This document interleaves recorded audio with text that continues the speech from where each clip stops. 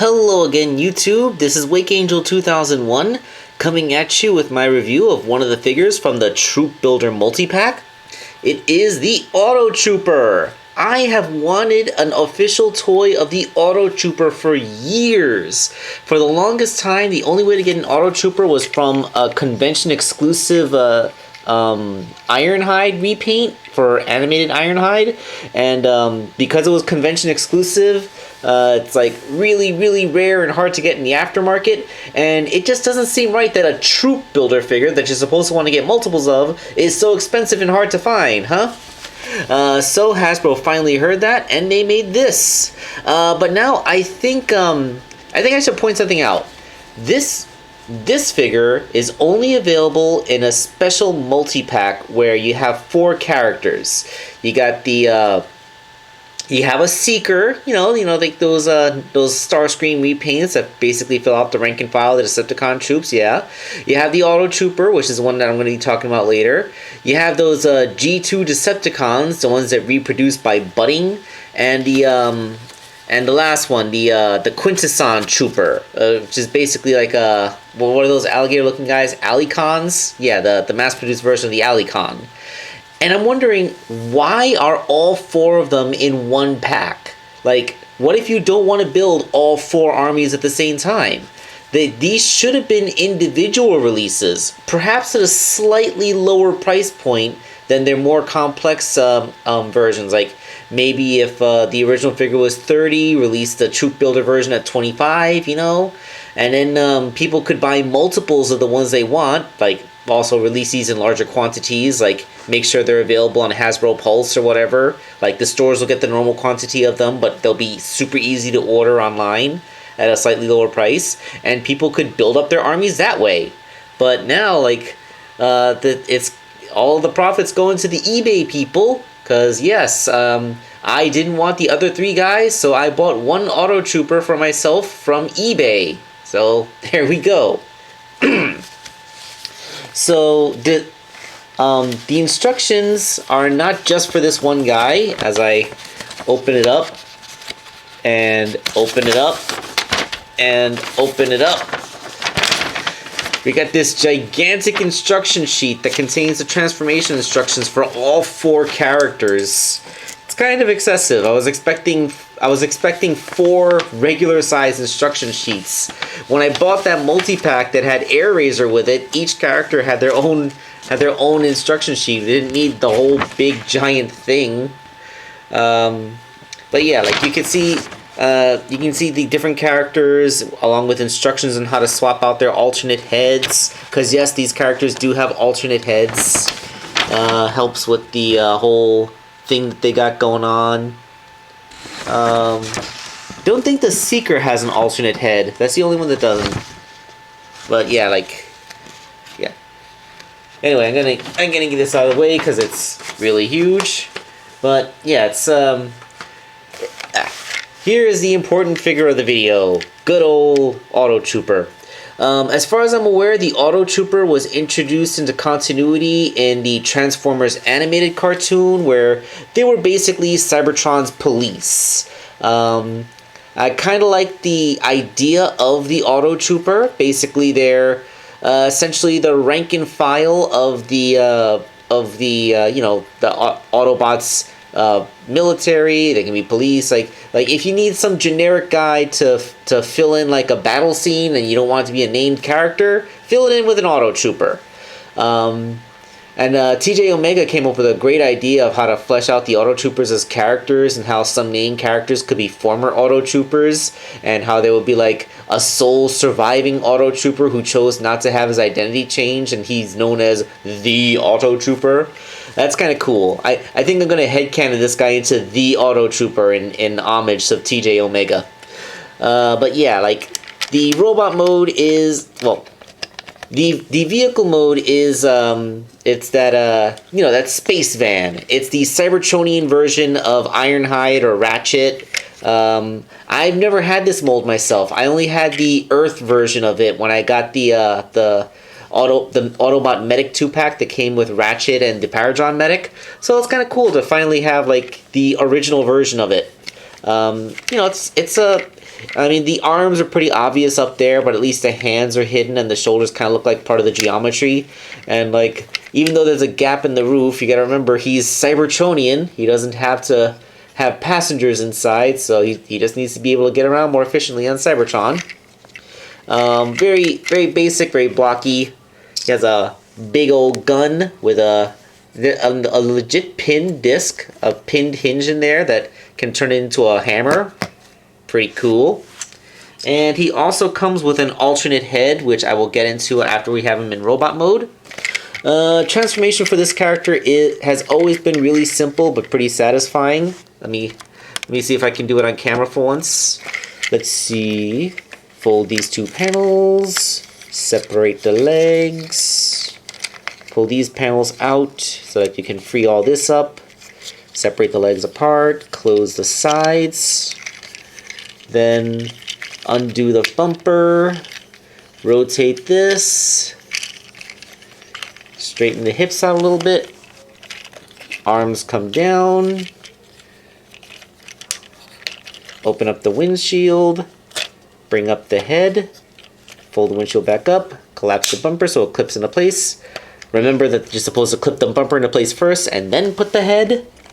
And that's it. Very, very simple transformation, but very satisfying. And I love the way this robot mode looks. I really do. Part of me was really, really tempted to get it as Ratchet or Ironhide, but I always held out. And I'm so happy that now I have my Autotrooper, and this makes it kind of unique. Let's get a zoom in.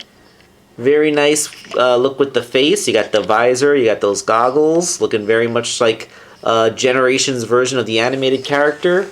He has that big old windshield chest, very broad-shouldered, big tough arms. He looks like a big tough burly guy ready to fight. Legs are very robust and blocky. I heard that on older versions of this toy, these panels on the sides would pop off very easily, but they are very not poppy-offy on this one, so that's great. Articulation, he has really huge range on his hips. They go forward, they go backwards, like very, very free. For such a big, blocky-looking dude, he has really flexible hips. Knees get a full 90 degree. He has ankle rockers, so, you know, extreme posing is possible. There's a waist joint.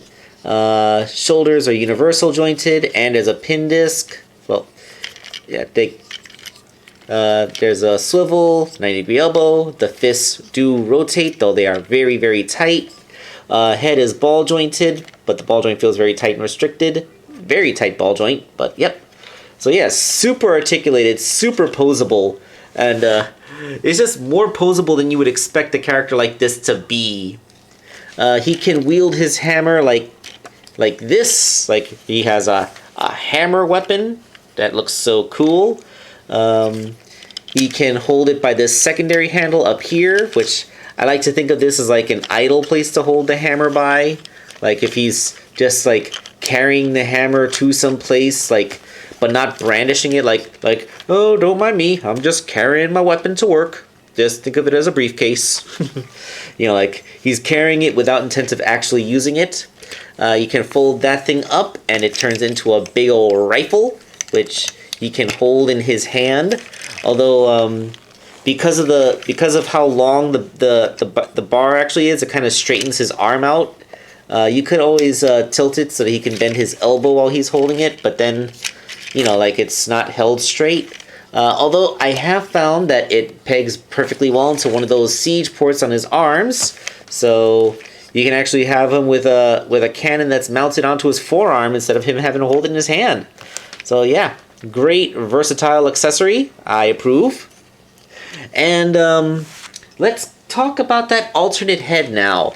At first, I thought that you would have to take these things off of a ball joint, but it turns out that the head swapping gimmick is actually very well integrated. If you look on the inside, there's a hollow space, and you simply slide the face off of this thing here, and then you can slide the new head on. And yeah, now you have the alternate Autotrooper head. From what I understand, this is supposed to be a reference to the Autotrooper from KISS players. Now, I know very, very little of KISS players, except for the fact that it appears to be a very cursed part of the continuity that people don't like to bring up very often.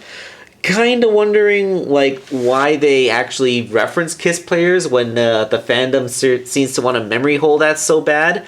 But I guess, like, Hasbro figured, well, how many things has the Autotrooper actually been in? There's animated and KISS players. May as well homage both of the things. So that, I guess that's why we have the alternate head. In my headcanon, this is like his battle mode. Like, this is his civilian mode, like when he's working idly or doing civilian jobs, doing Cybertronian cop things, he would look like this. But then when he has to go onto the battlefield, vroom, that visor turns red, like Shard going into battle mode. That being said, I do prefer my Peacekeepers, so I will mostly be keeping the blue visored face on. I just kind of liked it better. But yeah. I finally have an Autotrooper, something to be a nice counterpoint to my Viacon. So we have the basic rank and file of the fodder force for the Decepticons, and the same for the Autobots. And it's kind of cool to finally have something to fight.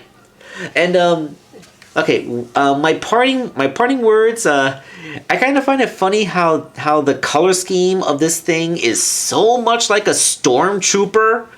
I mean, I suppose that you could make that commentary on the way that Cybertron wasn't as perfect and idealistic as we all thought it was during its golden age. I mean, it's funny, like, you know, the purity of white, white is pure and honest, and it is kind of the color scheme of a police car, black and white, you know? But, you know, like, I just can't get over how similar it is to a Stormtrooper armor, is all I'm saying. Perhaps in an alternate universe, these guys actually do work as Stormtroopers. Huh. In Shattered Glass continuity, would they basically be just like this, except the teal parts would be red? I don't know. But yeah, I'm really happy to finally have an official, actual Autotrooper toy. People that know me have known that I have been calling for an official Autotrooper toy for the longest time. And we finally got one. And I really don't care too much for all those other characters. But, you know, if you do, then the 4-pack is good for you. If you only want one, then I guess eBay is your only choice, because apparently they're not being sold separately, unless Hasbro makes that an option later down the line. Whatever. This is Wake Angel 2001 signing off.